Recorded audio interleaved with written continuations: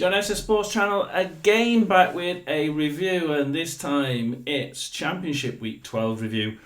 I must admit this is my worst review result ever. I got two correct results here. But let's go through the scores, because I think when you get so many odd scores and draws, it does tend to sort of put you out. So I don't like going for draws. We start with the Portsmouth versus Sheffield Wednesday game, and I can't help but think that the Windass goal was well offside. And the Michael Smith goal, actually there was a Wednesday player that was offside, but that's not the rule that would come into force. It's the fact that he was taking the attention from the goalkeeper. He was actually pulling the goalkeeper across because he was offside and close to the right hand post, and clearly well in front of behind any in front of any defender. So I actually would have disallowed both Wednesday's goals. But the game was end to end. It was actually more even than what you think, and I think, did Wednesday deserve a win? They probably didn't, mainly because that first one was definitely offside. The second one was that the person right next to the goalkeeper offside. Was he distracting the goalkeeper? Yes, he was distracting the goalkeeper, absolutely. So in my eyes, this should have been a 1-0 win to Portsmouth. What did we say? We said 1-0 to Portsmouth, which probably would have been the correct result. And the actual result was Portsmouth 1, Wednesday 2. So we didn't get a good result there. And we will move on and out of that one, because it looks like Portsmouth are finding a very, very tough season. Will they improve? I don't know. They seem to be quite stagnant and quite stable at the minute, and it does worry me that that stability and consistency and constantly being at that level is something that they can't afford to do. They've got to step up their game. On the other hand, Wednesday, they started well. They made a little bit of a hiccup in the middle, but then we're just over a quarter of the way through. So, they've managed to get out of that and pull back quite quickly, I think. So they started to play quite well again, and like they did right at the beginning. What caused the hiccup in the middle? If you're a Wednesday fan, please do tell me in the comments below. If you disagree with any of my comments, then please don't just dislike it and unsubscribe. Tell me what you think. I'm always open to hearing your comments. Let's move on then to Bristol City versus Leeds, and we'll move into the Saturday games. Well, the Bristol City game was interesting. It was a good game. I enjoyed it. First half, we said, didn't we, that if Bristol City turn up, and I put a little note here, if Bristol City turn up, I said 1-1. Bristol City 1, Leeds 1. This could be a draw. Indeed, it was a draw, 0-0. So, in a way, we got the correct result. But we went for Bristol City 1, Leeds 3, thinking that Leeds would be on top all the game, and they would definitely be able to beat off a Bristol City side that wouldn't turn up. That having said, Bristol City fans must be really, really pleased, because they did turn up. In the first half, they turned up, and I thought the first half was pretty well even. Yeah, there were some good goalkeeping saves on both sides, and there were some pretty bad shots on both sides. But on the whole, the first half I enjoyed. It was nice and end-to-end. Loved it. Second half, where did Bristol City go? I just don't know where they went. Leeds were pressing all the time in the second half. Now, in the first half, the stats were pretty much even. In the second half, it just rocketed towards Leeds United. In the end, it ended up 68% possession to Leeds, 17 shots, 5 on target, no goals. Bristol City, 32%, 4 shots, 1 goal. And the game, by the stats, looked so much one-sided, and it wasn't. Well, not in the first half. The first half was a really enjoyable game. The second half was enjoyable, but for a different reason, because Leeds United were pressing. There was a point where Byram shot, and I thought, well, that was offside, and Sky says, oh, he's not offside, and I'm thinking, yeah, he bloody well was. And you think, well, no, that was a fair result. 0-0, because of the lack of accuracy from the Leeds side, and because of Bristol City's goalkeeping. Combine those two together, and I think, yeah, that was actually a fair result, 0-0. So, although we got the wrong result, we said Bristol City 1, Leeds 3, and it was Bristol City 0, Leeds 0. I did make a note, Bristol City 1-1, a draw could, if they turn up, could be quite a realistic result there. So I'll claim a half point on that one. Tell me if you disagree. Tell me your thoughts on that game, please do, and I'll be really interested, because I saw it as a two half race there. And we'll move on to Coventry versus Luton, and this is one we thought would be quite even down there at the bottom. So Coventry versus Luton. Luton actually started the brightest. They proved that, I think, by that goal they scored, and it was a well-deserved lead. And I think that that really does sum up the entire game. It was a really, really good game. The Luton team pressed. They did really well in that first half, but then came the Coventry fight back, and as soon as they scored, I felt that the Luton Town team didn't give up, but they certainly pulled back a bit, and they stopped. That flair just didn't seem to be quite as strong as it was for the first sort of 20-25 minutes. And I have to say that when Coventry started to play well, I think that they started to really come back into it. Certainly from that sort of 37th minute goal, I think all of a sudden the Luton heads started to sort of feel that they were really, really in this. But then as soon as that 59th minute goal went in for Sims, those raised heads started to drop back down again, and that's when Coventry really took over the race, and it just looked like it was just time before Coventry would get equal, and in fact they won it. Now, I go to one of the Sky Sports commentators near the end when Coventry won it. He says this has been a long and winding road, and that's exactly what it seemed like. It was one of those. It's coming, but when's it coming? It's a long blooming way. This, isn't it? I have to say something on that Holmes sending off. That was just stupidity. When you've got a yellow card and he just grabs his shirt and yanks him back, and you're thinking, you're getting sent off at a point in the game, 90 minutes, where you really don't want to be a man down, when it's equal, it's 2-2, and the opposition are pressing like mad, and you get sent off. That to me was one of the. It was equal to the red card the other week. It's just stupidity. It's mindless, because he knew that it was on the wing. Leave it to the central defenders. They'll be able to. It's their job to cope with this. He's got past you. Let him get into the corner. Pull in a bit to try and stop that ball from getting the trajectory into the box, but don't pull him down. So overall, what was this? The stats. Sorry about the cough, it's a bit bad today. 67% play to Coventry, 26 shots in that sort of 3/4 of the game, 10 shots on target, 3 goals. They'll be really happy with that. That's a top half stat, And then we have Luton Town with 33% possession, most of that in the first sort of 50 minutes.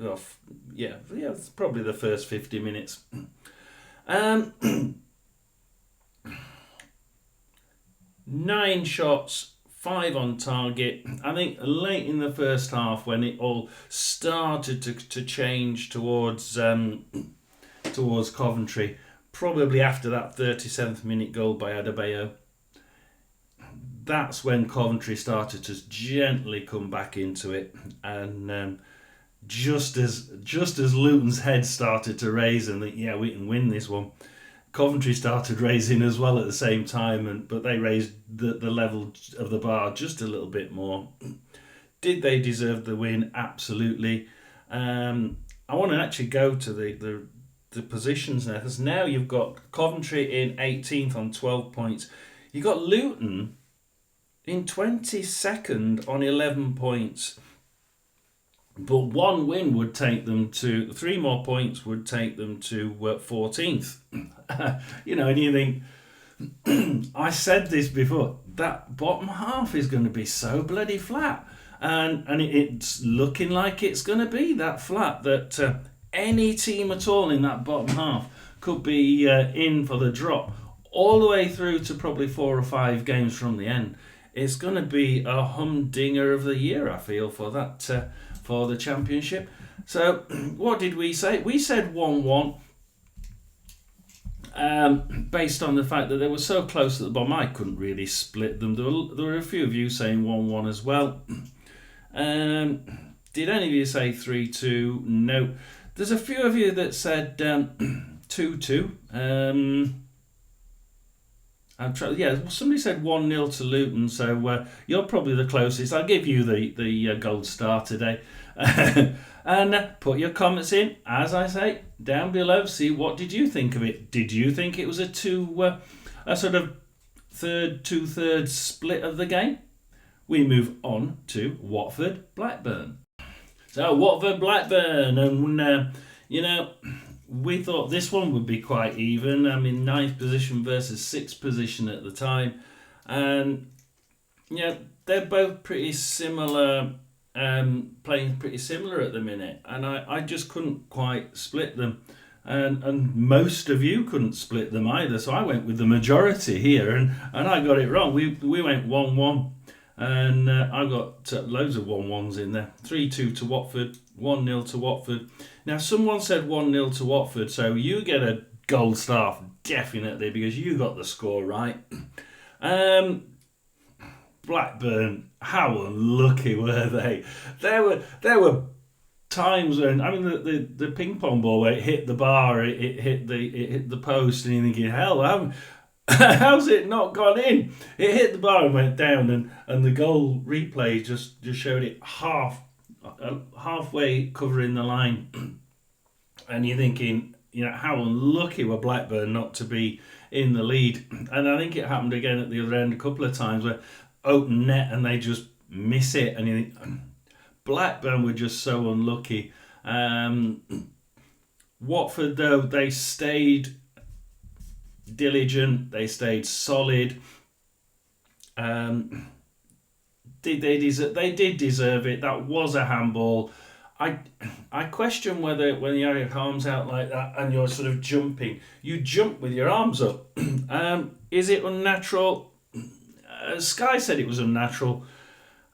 I sort of 50-50 on it. Perhaps he did have his arms slightly further wide, and he was making himself big for a reason, probably. Sort of like 80-20 in acceptance that was a penalty, but there's a little bit of me that says, perhaps he was just being stupid and using his arms to get up in the air.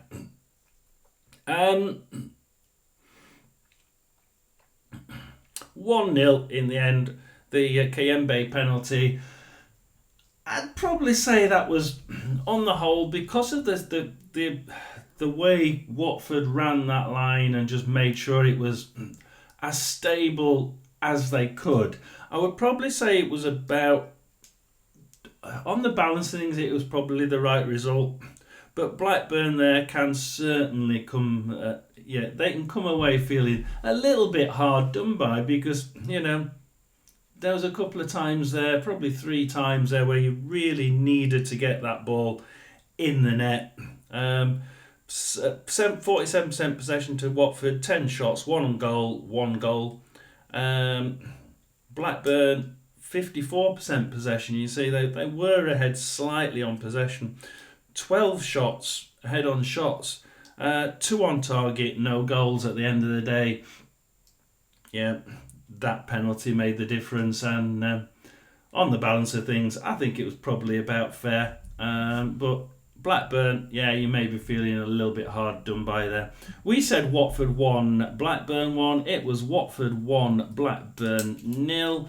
But with all those chances, hell, we could have been so right, couldn't we? The what ifs of football, eh? So we'll move on. We'll move on to a really interesting game. This was Burnley versus QPR. And Burnley in second. You're not going to bet against Burnley, are we? We said 2-1 to Burnley, but it was a 0-0. So let's just do a quick review of the actual game. Well, it was indeed a game of one team. 75% possession to Burnley, 25 to our friends from QPR. As my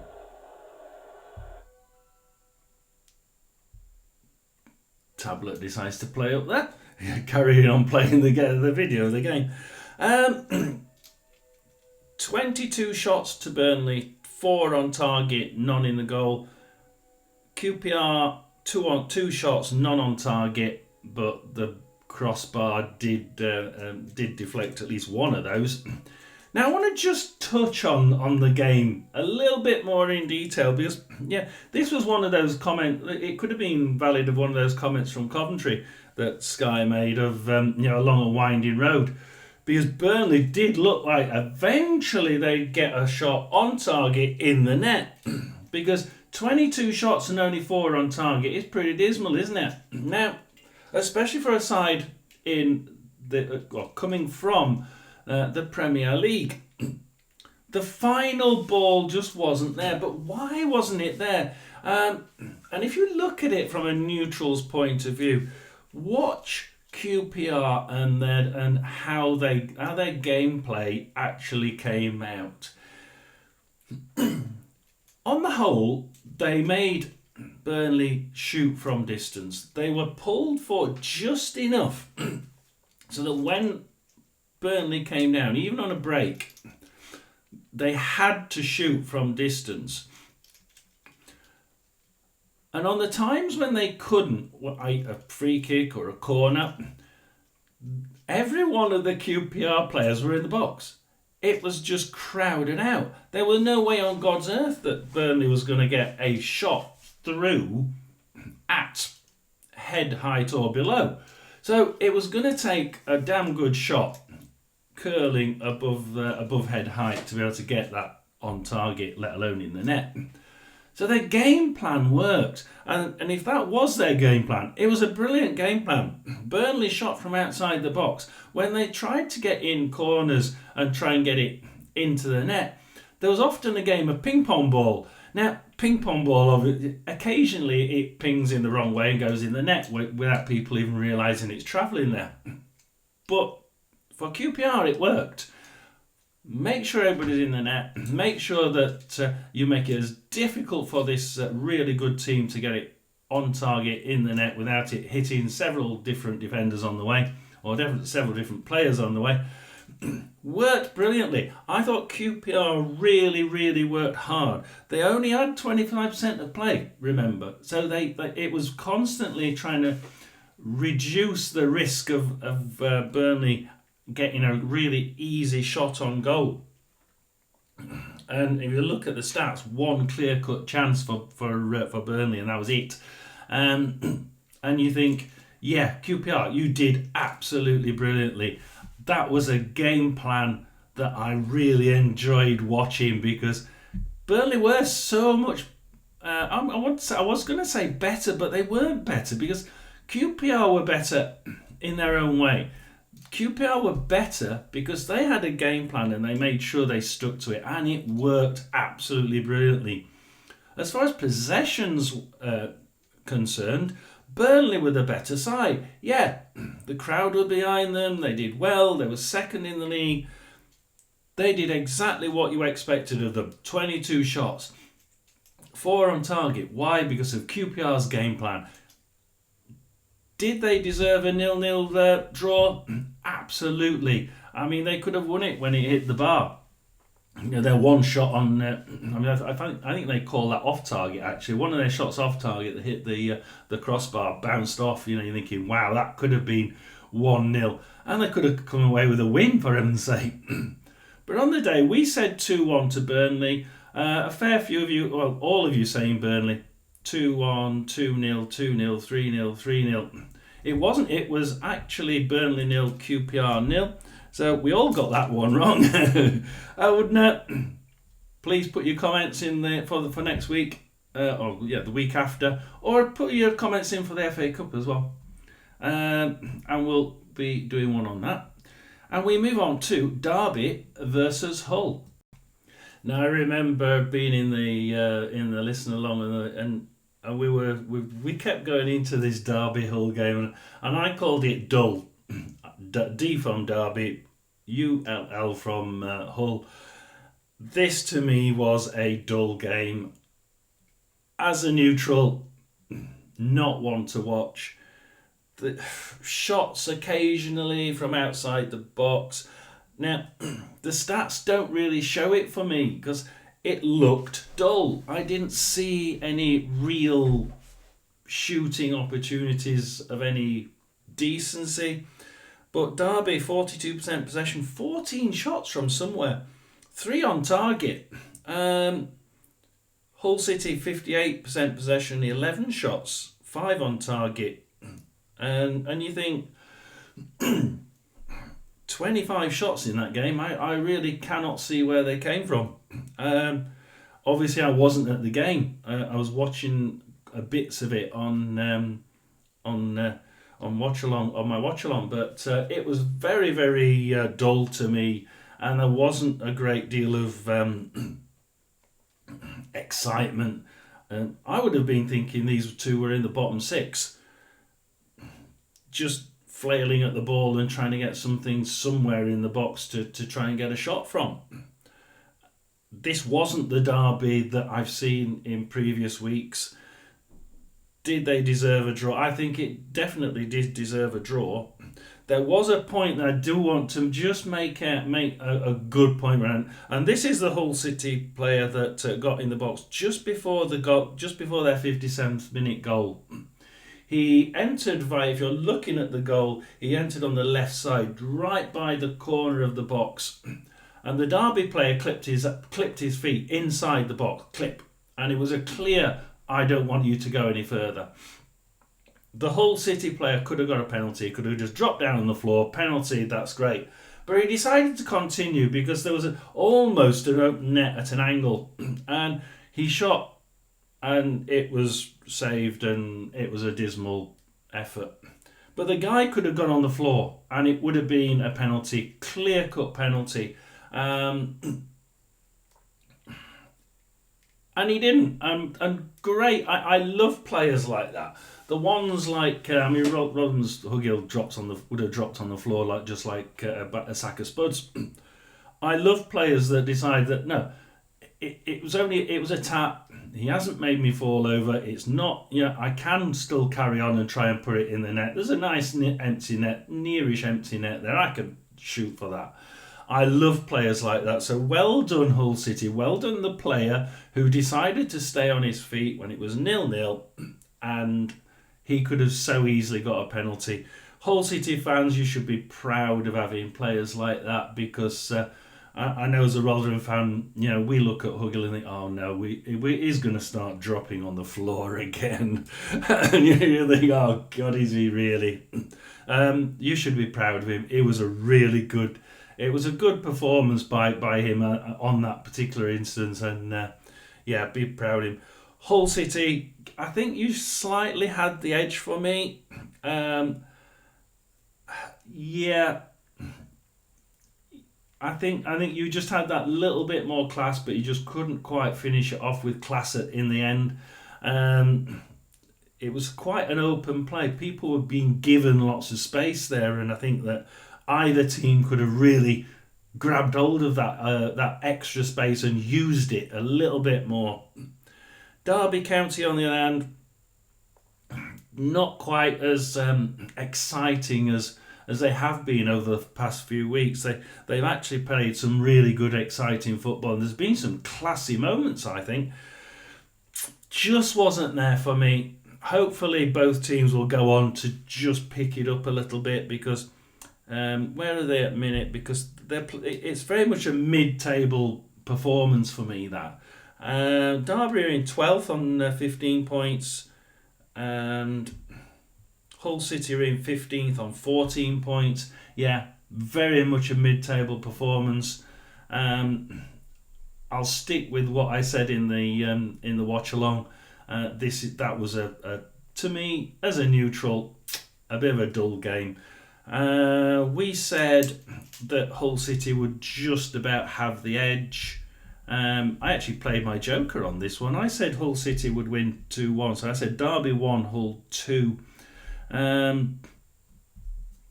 So no, you were all saying it was going to be either a draw, or most of you saying it was going to be a draw, and if one team won it, it would be Derby because they're at home.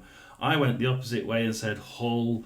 In the end, it was Derby 1, Hull 1. So most of you get a gold star, because most of you said either 1-1 or 2-2. So all those gold stars going out there. Well done.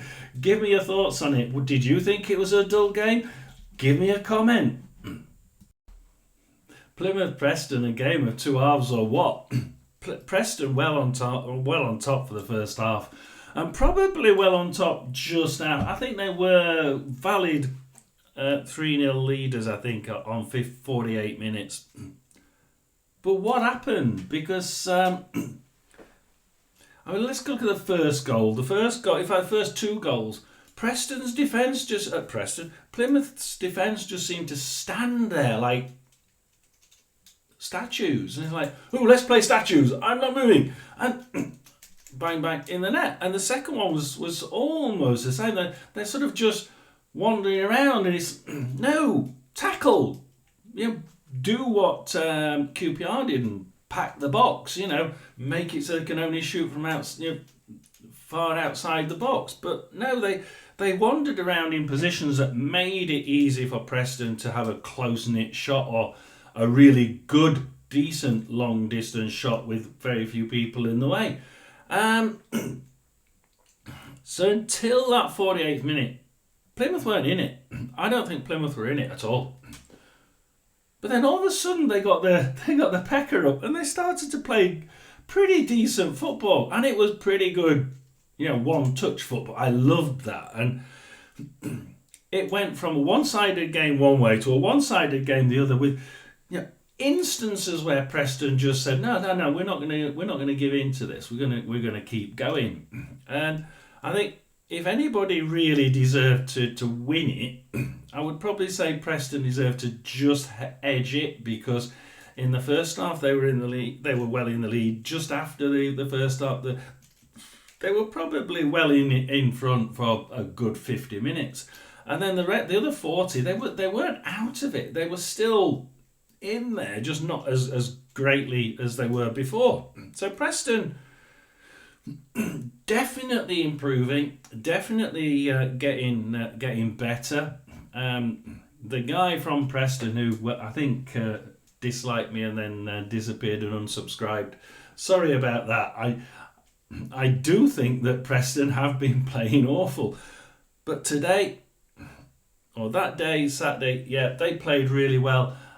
Did they deserve a draw? I think they just should have edged it really, and I went with that guy, suggesting that Preston were on the up and really starting well. I went with Plymouth 0, Preston 1, but I should have listened, because Plymouth are used to, over the last 2 seasons, scoring 2 or 3 goals at home. 3 goals seems to be quite regular at home if you look back. And one of you said 3-1. And I'm going to give you a gold star purely because you expected Plymouth to score 3 at home. So whoever said 3-1, you get a gold star. The person who said 0-0, you get a gold star as well. You said it was going to be a draw. It wasn't 0-1. It was 3-3. I wouldn't have thought of that, and I perhaps should have thought of that looking back, because Plymouth are good at home, aren't they? And the number of times they score 3. I think that was a pretty good game, enthralling to watch, end to end. It was 50 minutes and 40 minutes play. So, yeah, I think as a neutral, I like a nice end-to-end game where it's mixed and it's 90 minutes of both sides playing really well. This side, this time, seemed to be a little bit more Plymouth in the last 40 minutes and Preston in the first 50. But all in all, really good game. Enjoyed watching it. Enjoyed analysing it. Was it the right result? On balance, probably. If anybody deserved to win it, I would say Preston. But in the end, it was a 3-3 and yet another wrong result. Let's go to Sheffield United Stoke. Surely we can get this one right, can't we? No. Sheffield United Stoke City. I was looking at everybody, and they're all saying that Sheffield United would win this 1-0, 3-1, 3-0.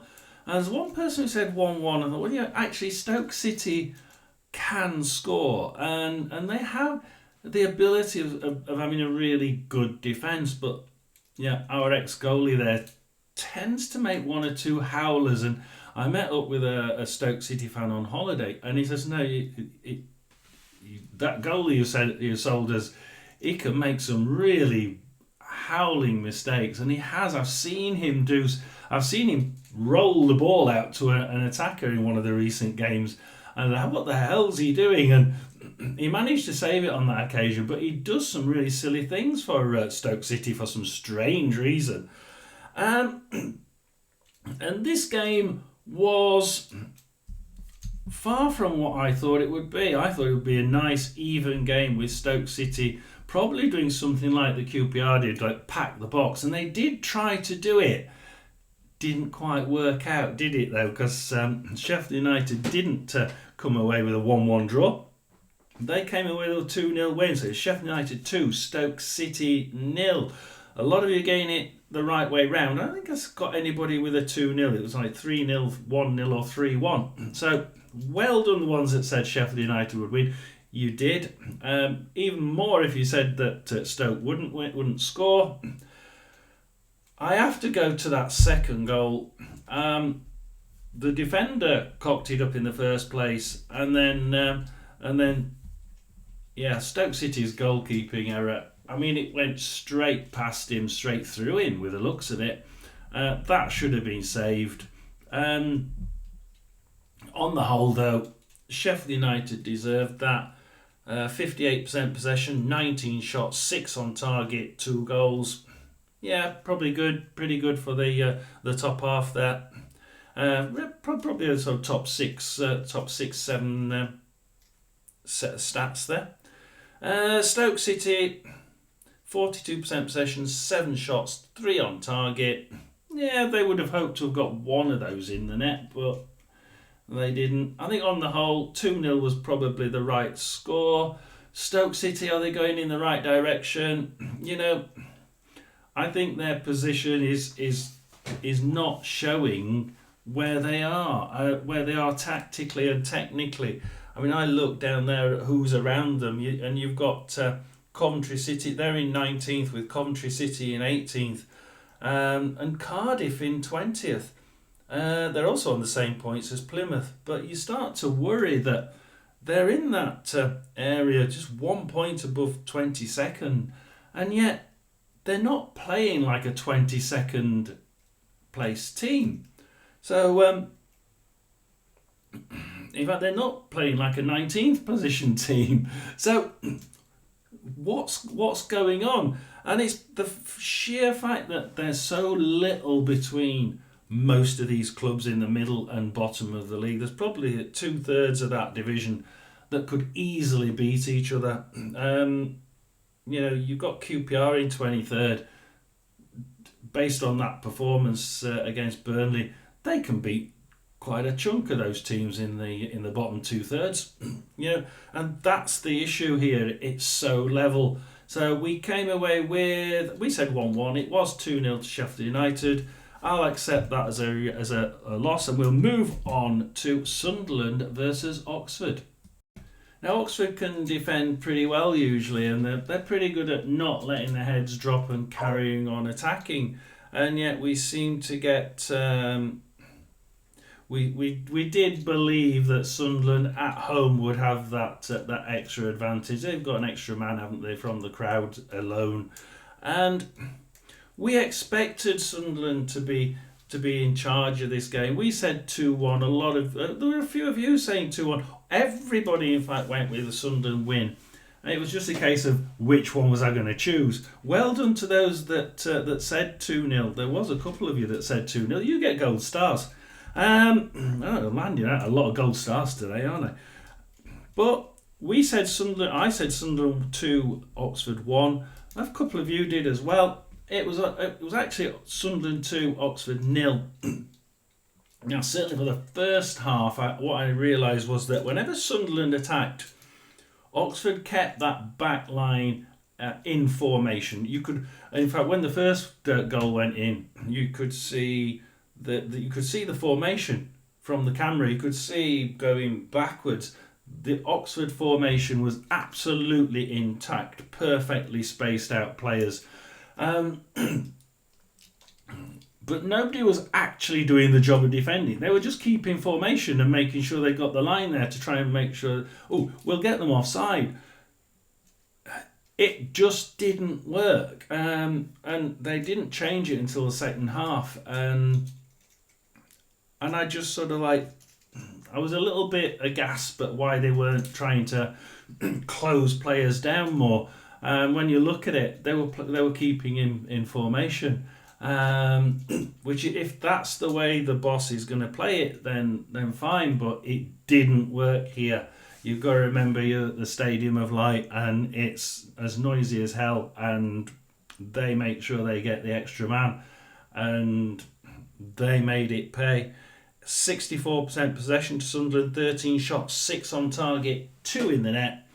Deserved winners, 36% for Oxford, 5 shots, 2 on target, no goals. The shots on target were pretty soft. One of them hit the bar, didn't they? But even then, it was that shot was a soft one as well. So I think, on the whole, Sunderland, they could be proud of what they did there. I think it could have been more. I think they could have. I think they could have just pushed a little bit more up the pitch. As it was, the midfield held back, allowed the front attacking force to run, and anybody who wanted to be scoring goals were pushed forward. But had they actually pulled forward the back line and the midfield, they would have left the back end open a bit, but I think they could have quite easily made this 3 or 4. In the end, Sunderland 2, Oxford 0. Oxford, you're doggedly pushing this, and you're certainly you're not out of the race yet. I mean, you're now 14th, 12 games, 14 points.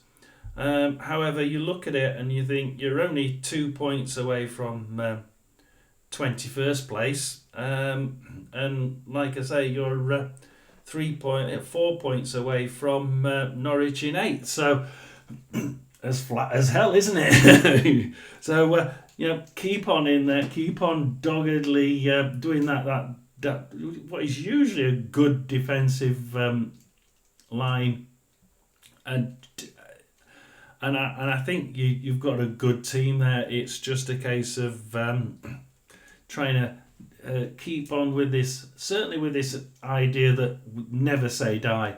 I loved watching Rotherham when they were a never say die team. They'd be 3. I've seen them 4-0 down and get back to 4-4.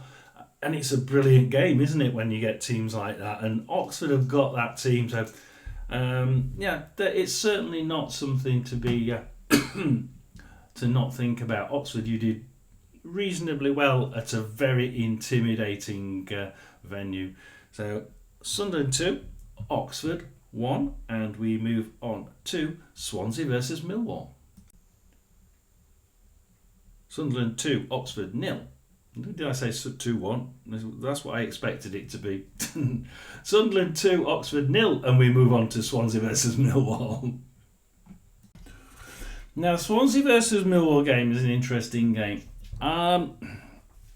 Millwall don't really travel very well this season, and they're playing them very good at home, which is slightly different from last season.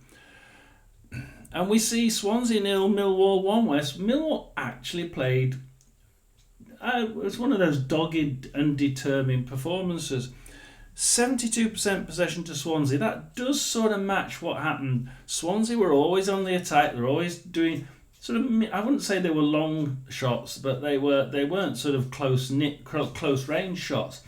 And they were pretty decent shots. They weren't bobbling along the ground or anything. So the fans were enjoying these shots, and they were enjoying the fact that they had 17 shots at target, and 5 of them were on target. So I'd say on the whole, the defence and the goalkeeping side from Millwall was absolutely second to none. They played really well, Millwall, in defence, but so did Swansea in attack. So it was quite one way, but Millwall made sure that the really close shots didn't get fired off, and if Swansea were going to have a really good crack at goal, they'd have to really belt down the pitch and try and beat that back line. It on the whole, it worked. In fact, it worked very well because Millwall won the game, didn't it? I want to just go to one of the parts of the games which I hate this happening, and it's people who dive down in the box. So near the end, and it was really near the end, one of the Swansea players had a shot at target. The goalkeeper stopped it. Now, just before that, I think he tackled. He actually went down at one of the attacker's feet, and he dove onto the floor like he was in a skydive, and then rolled 3 or 4 times. But he stayed there. Now, about 30 seconds later, literally 30 seconds later, the ball's come back out, and then 1 or 2 passes shot back in, and one of their guys runs towards the goalie. And the goalkeeper, that's when the goalkeeper actually went down and grabbed the ball at somebody's feet. And that person ran over onto his side, which you wouldn't. You'd go flat onto your head because he's stopped your feet.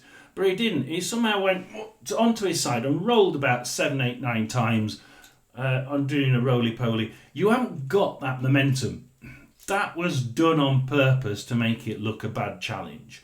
So, I hate people diving on the floor and staying there thinking, have I got a penalty? I'm going to stay here until I get a penalty. And I also hate the ones that go over on the side when you clearly wouldn't dive you wouldn't fall onto your side. You'd fall straight forward. He's at your feet, for heaven's sake.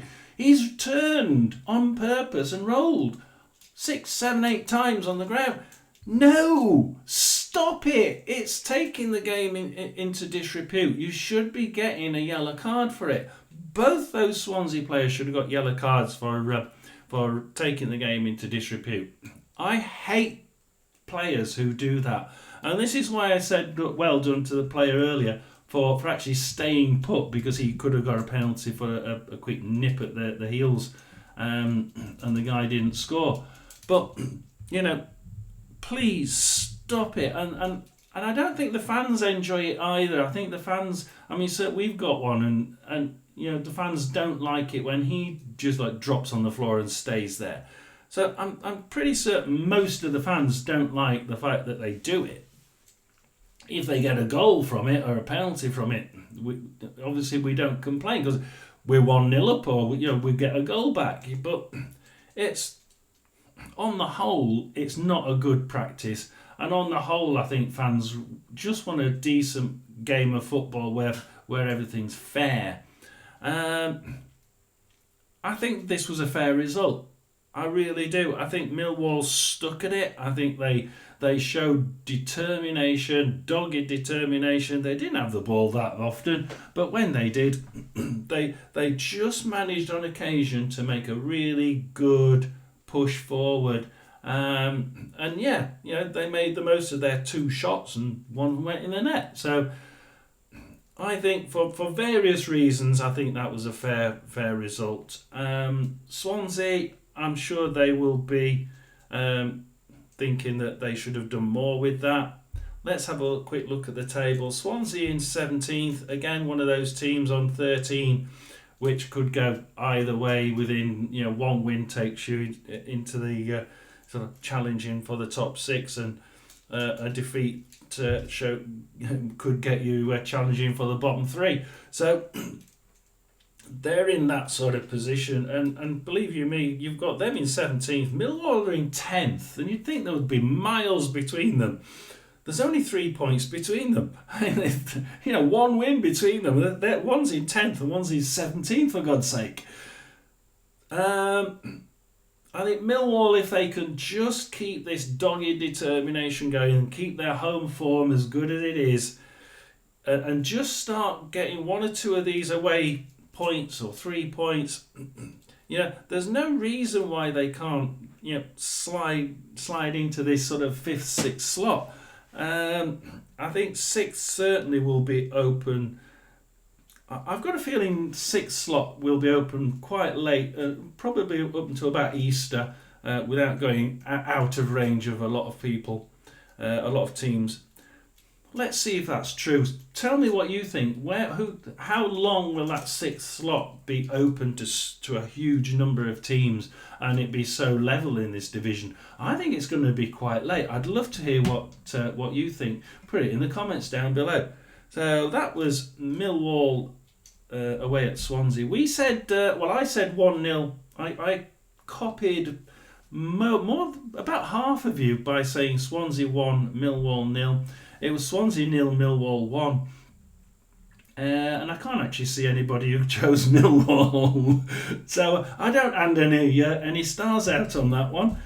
So I've already had my good result at Sunderland. Let's go to West Brom versus Cardiff. West Brom were in the ascendancy for all the game really.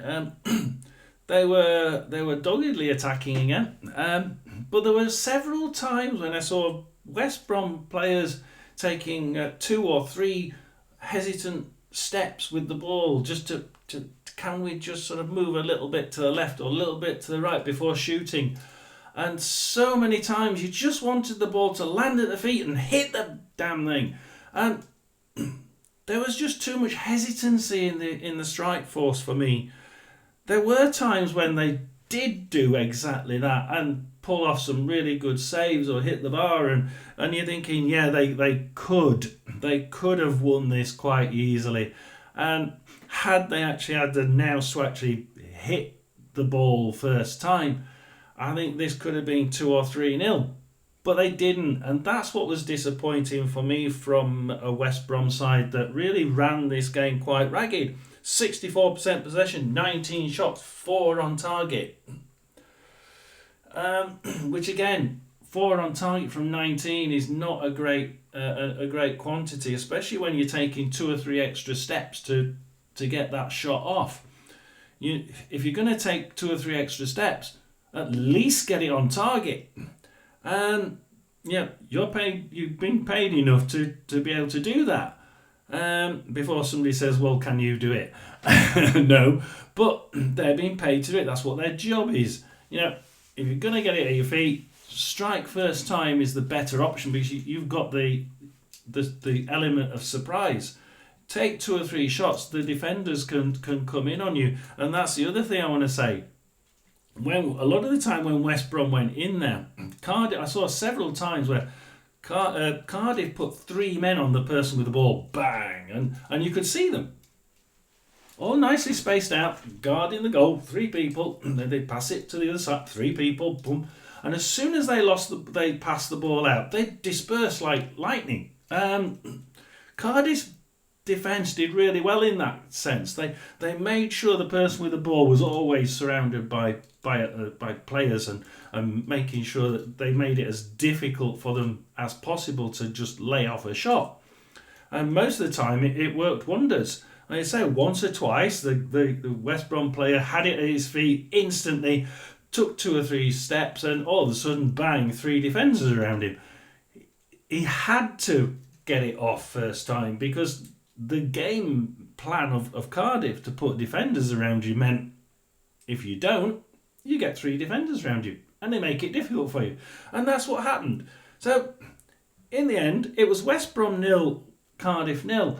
And I think Cardiff should be really, really proud of that performance. They stuck to their game plan, and it worked. And on the whole, I think they played reasonably good football. Certainly, we can see the difference in Cardiff. Well, I can. I mean, where are they now? They're 20th now. They're not on the bottom of the league. 3 wins, 3 draws, 6 defeats, and all of a sudden it's like, well, bottom of the league? No, not us. They're playing a lot better. I think they need to play a little bit better to sort of get well out of that bottom 6, because that bottom end is so flat. You've got to you've got to get a lot of points to get a decent points headway away between you and the bottom 3. Can they do it? Yeah, I think they can. But there's a lot of other teams that can as well. You've got to look at the teams below them. Plymouth, they can. Luton, yeah, they can. QPR, they certainly can. They've proven it in recent years. Last year, they proved it.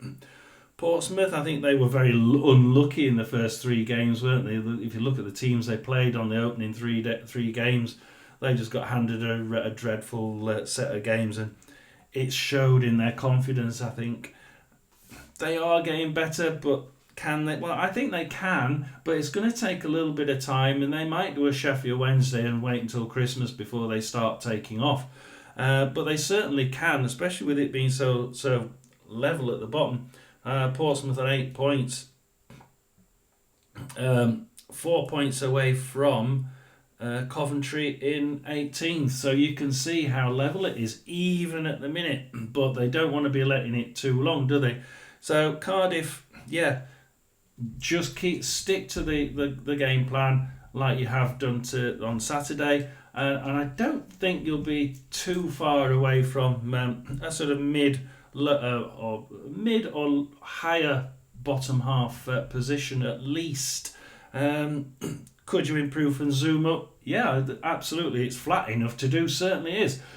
Keep on that faith and keep thinking about it, because West Brom, at the end of the day, played decent football here, but just didn't have that one-touch idea for me. Just missed that clinical one-touch football. I think that's probably my major concern with West Brom. Can they stay in 5th? Will they go back up to the top position? I think I think it's quite flat up there, really. Anybody can get up to 2nd place. Sunderland seem to be rocketing, don't they, up there at the top? And whether they'll ever come down from the clouds, God only knows. History suggests that they'll either come down at Christmas or just after, or they'll just stay up there. So we move on, because we said West Brom 2, Cardiff 1. I agreed with several of you, most of you actually. There's a couple of you that said 1-1, so I'll give gold stars out to you guys, because there was more than one. It was actually 0-0, so we didn't expect Cardiff to be able to come away with a draw. Well done, you did. We move on to our last game, the Norwich versus Borough game now. And this is another one where we got the correct result, actually. Probably one of the only 2 we did. So let's go and analyse that one. Well, the Norwich-Middlesbrough game we thought would be a humdinger. I was looking at your scores, suggestions: 1-1, 2-2, 3-1, 2-1, 2-0. You were going to say Norwich, but it could be a draw. And I went with a draw. And I went with the ones of you that said 2-2. And well done all those that said it was going to be a draw. We said 2-2. A lot of you said it was going to be 2-2 or Norwich. It was 3-3. And to be honest, you know, I would say one goalkeeping howler from either side.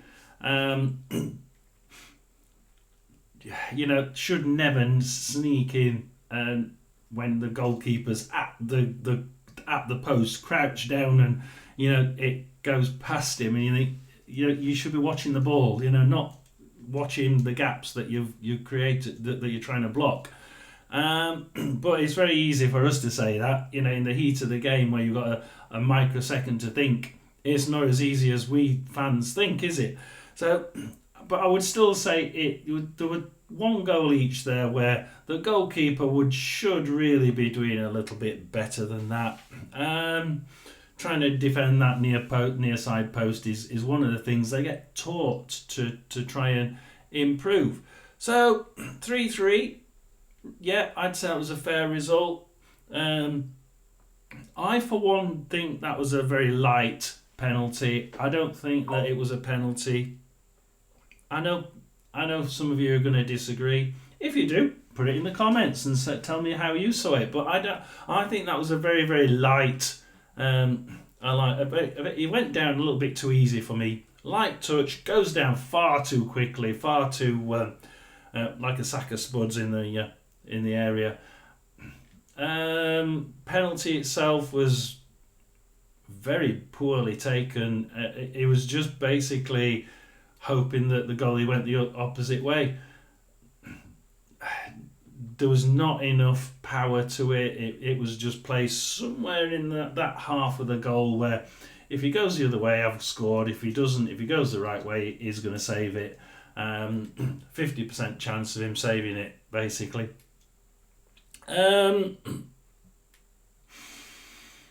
So we finish it with saying 2-2. It was 3-3. I get my second correct result. And yeah, had those two silly mistakes not been there, we'd have got the correct score as well. So John S's Sports Channel, please do like and subscribe. I've been losing a few subscribers. Come on, let's subscribe. Give me hope, give me reason to do this every week, doggedly and determinedly. Give me a reason to give you the watch-alongs and the listen-alongs.